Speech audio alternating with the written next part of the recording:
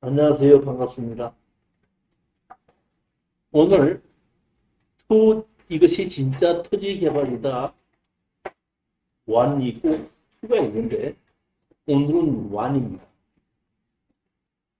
이 토지 개발 1은 이번에 그 개정판으로 해서 새로 책을 만들어서 오늘 첫 강의를 하고 있습니다. 첫 번째 강의를 하다 보니까 조금 매끄럽지 않더라도 좀 이해를 해 주시기 바라고, 토지 개발 2는 그 다음 달 11월 달에 할 예정이거든요. 제가 토지개발 1하고 토지개발 2를 책을 두 개를 같이 썼는데, 토지개발 1은 토지에 대한 규제에 대한 내용을 자꾸 설명해 주는 방법이 대부분이고, 우리가 토지 개발이라고 했지 않습니까? 개발을 한다는 얘기는 내가 어떤 땅에다가 건물을 짓겠다는 얘기지, 뭐 농사를 짓는 걸로 개발한다 그러지 않지 않습니까? 그러니까 다시 말하면 내가 개발을 한다는 얘기는 건물을 짓는다는 얘기인데, 건물을 짓기 위해서는 건축법에 의해서 지어져야 되겠죠. 그래서 토지개발 2는 건축법에 의한 것이 대부분이고, 토지개발 1은 땅에 대한 규제를 찾는 것이 대부분입니다. 오늘 개정판을 가지고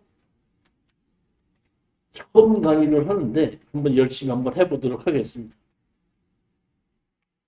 제일 먼저 책의 내용을 먼저 설명을 한번 드리겠는데, 파트 1서부터 파트 5까지 이렇게 5단락으로 나누었는데, 제일 첫 번째는 대한민국의 땅은 어떤 땅이든지 내가 사용을 해야 되는데, 사용을 하기 위해서는 정부에서 규제를 해놨습니다. 땅을 볼 때는, 제가 판단하기에 땅을 볼 때는 땅이 잘생겼나 못생겼나 어디에 있느냐도 중요하지만은, 더 중요한 것은 그 땅을 사용하는데 어떤 규제가 있느냐가 더 중요하다고 봅니다. 그러니까 그 규제를 찾는 건데, 그 규제가 제가 보면 여기에 보면은 8가지를 가지고 이렇게 만들어 놨는데, 제일 첫 번째가 뭐야? 토지 이용 규제 안내서, 이거를 보는 방법. 그 다음에 스마트 국토 정보를 보는 거. 그 다음에 법제처에서 각종 법규를 찾는 것. 그 다음에 네 번째에 보면 자치법규에서 조례를 보는 것. 그 다음에 6번째가 우리가 토지 용적 확인을 보게끔 되면 문화재 보호구역이나 현상변경 허가 대상구역 이렇게 돼 있거든요. 그러면 문화재 보호구역이나 현상변경 구역은 문화재청에서 관리를 하고 있기 때문에, 문화재청에 들어가서 홈페이지에 들어가서 그 규제를 한번 보는 거. 그 다음에 어떤 땅에 우리가 건물을 지은 것이 있을 때는 건축물 관리대장을 본다든가, 그 다음에 8번째는 등기부 등본을 보는 건데, 여기서부터 제가 이렇게 8가지는 대부분이 뭘 하기로 하면, 어떤 땅이나 건물이나 같이 있는 것이 경매로 나왔을 때에 우리가 권리 분석을 해보기 위해서 최소한도 이런 정도는 우리가 집에서 컴퓨터로 다 볼 수 있어야 된다. 이렇게 돼서 파트 1은 그 땅에 대한 규제를 보는 겁니다. 두 번째는 파트 2라고 잡아놓고 국토의 계획과 이용에 관한 법률인데, 국토의 계획과 이용에 관한 법률에 의해서 대한민국의 모든 땅은 용도지역, 용도지구, 용도구역으로 관리를 하고 있습니다. 그래서 국토의 계획과 이용에 관한 법률엔 용도지역, 지구, 구역에 대한 것을 제가 안내를 해드릴 거고, 그 다음에 파트 3입니다. 타법령이라는 것이 있던 타법령. 잠깐 말씀드리자면은, 우리 땅에 어떤 종류의 땅에 규제가 있는데, 용도, 지역, 지구, 구역에 의해서 규제가 있는데, 그것 말고도 타법령이라는 것이 있거든요.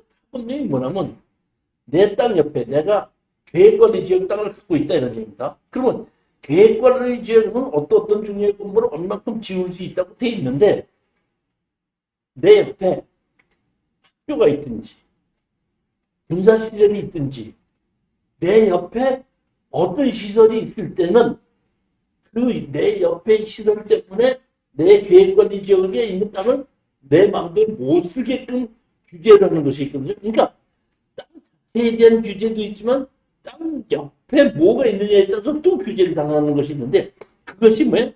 타법령입니다. 그 타법령에 무슨 규제가 두 가지가 있는데 하나는 내 땅 옆에 뭐가 있느냐는 얘기고 또 하나는 지목에 의한 규제입니다. 우리는 지목에 의한 특별법에 의한 지목이 있는데 우리가 특별법이면 지목을 보게끔 되면은 도로법에 의한 도로가 있죠. 공원법에 의한 공원도 있죠. 이거는 도로법에 의한 도로나 공원법이나 공원은 어떤 땅에 그 도로법이나 공원법에서 만드는 겁니다. 그러니까 그건 당연히 그 지목에 대해서 만들었기 때문에 그런 법이 있는데 우리가 만드는 것이 아니라 자연적으로 있는 것이 있죠. 임야나 농지는 일부러 만드는 것이 아니지 않습니까? 원래 임야가 있었고 농지가 있었는데 28가지 지목 중에서 원래가 있던 임야나 농지는 지목에 의해서 특별법이 있어요.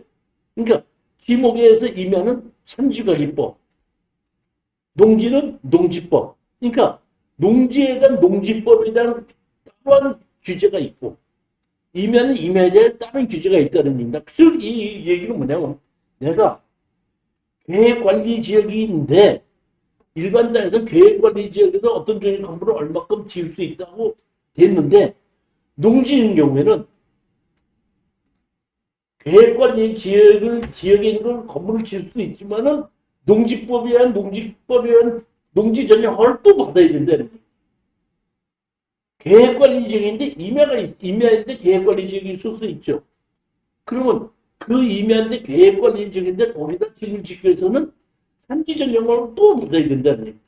그렇기 때문에 지목에 의한 특별법을 받는 것이 임야와 농지에 대한 것을 제가 설명을 할 거고 그 외에 여기 보면 군사기지 시설보호법이나 전원개발사업이나 적도구역이나 완촌녹지나 비오톱이나 해서 내 땅 옆에 무엇이 있느냐에 따라서 또 규제를 하는 것이 뭐? 타법령입니다. 그러니까 파트 3에서는 이 타법령에 대해서 제가 자세히 설명을 할 겁니다. 그 다음에 파트 4로 넘어가게끔 되면 개발행위와 토지 분할 이렇게 되어 있습니다. 원래 개발행위는 없었는데 김대중 정부 때부터 만들어진 겁니다. 원래 김대중 정부 이전에는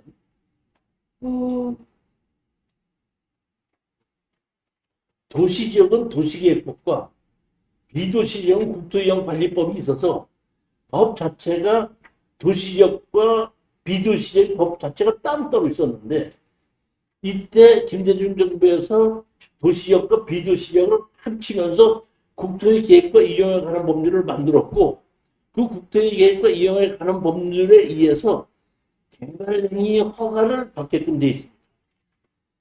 여기서 가장 중요한 것은 개발행위 허가는 어떤 땅에는 개발행위 허가를 받아야 되고 어떤 땅에는 개발 허가를 받지 않아도 되는 땅인지를 구별할 줄 알아야 되고 개발행위 허가에 의해서 원칙이 정해져 있기 때문에 아무리 예를 들어서 우리가 계획관리 지역이다 하면 뭐 계획관리 지역에서 집을 지을 수 있다 이렇게 생각할 수가 있는데 개발행위 허가에 의해서 계획관리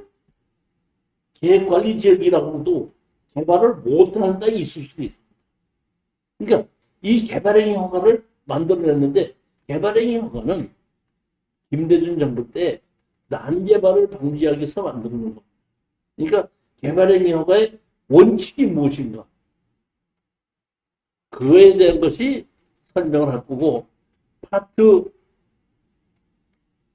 5입니다. 이 마지막인데 이것은 뭐냐면 제가 어떤 땅을 사서 관리를 하다 보니까 내 땅 옆에 국유지가 있을 수도 있고 시유지가 있을 수도 있죠.